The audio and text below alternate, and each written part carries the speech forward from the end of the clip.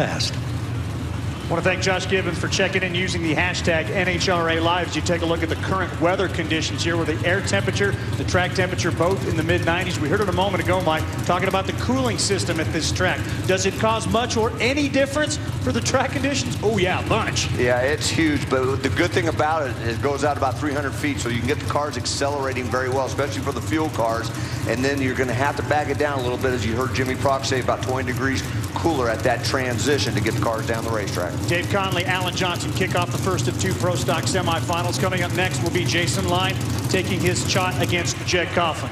Dave Conley looking to race in his 45th career final against the man who simply has owned this place. The last 7 years, Alan Johnson has raced for the Wally here. But we said before, Alan does not have the car he's had in the past couple of years. It's a good car, don't get me wrong, but it's not the dominating race car that he's enjoyed in the past.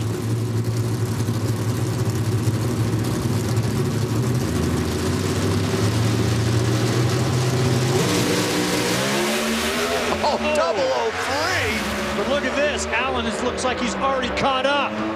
Can anybody stop Alan Johnson? Wow. 29-2 round win total over the last 7 3/4 years. AJ is in his 8th consecutive final round at his sponsor's event. Simply stunning.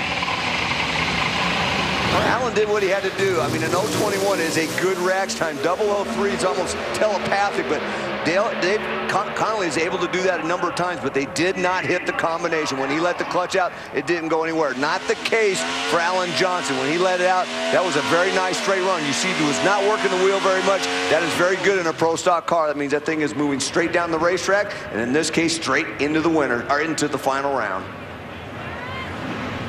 There is the margin of victory at the finish line. Of course, this the 50th year anniversary of the 426 cubic inch Chrysler Hemi. That begs the trivia question. Who was the first driver to win an NHRA national event using a 426 Chrysler Hemi? Stay tuned. Think about it.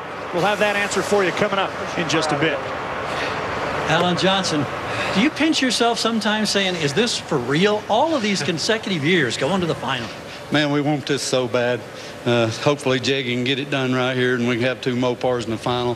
Mopar's the greatest sponsor in the world. Magnetti, Morelli, both are behind us all the time, and we really want to get this done for them up here on the mountain again.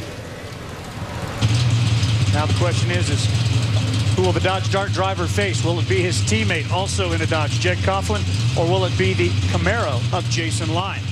Great matchup here. Jason Line, your #1 qualifier. He's been running well in eliminations, but only about 1/100 of a second quicker than Jed Coughlin. So Pro Stock, as we talk about so often, is going to probably be decided on the starting line. Jason knows this. He knows he's got to get up on the tire, up on the wheel, as he likes to say, because Jed Coughlin's one of the best levers in the business. Well, 3 of the 4 early summer swing races, Jason Line lost on the reaction timer. But both of the Summit Camaros, he and Greg's, have come alive this weekend. Here we go. Oh, 002 for Jag.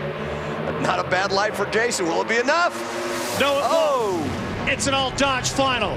693-1 is Jeggy. Yep, takes out Jason on a hole shot. 3rd consecutive year that the Mopar Mile High Pro Stock final will feature a pair of Mopars. Well, Jason Line, if you go back, and I've said this before, he had an 017 reaction time and then runs that number on the racetrack. He would probably take that all day long. But Jed Coughlin, boy, talk about being up on the wheels. You go on board.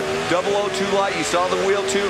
Not a whole lot of movement in there. He had to make a slight correction after that thing launched. Makes a good run. Wasn't as quick as Jason's, but it was quick enough to get into the final.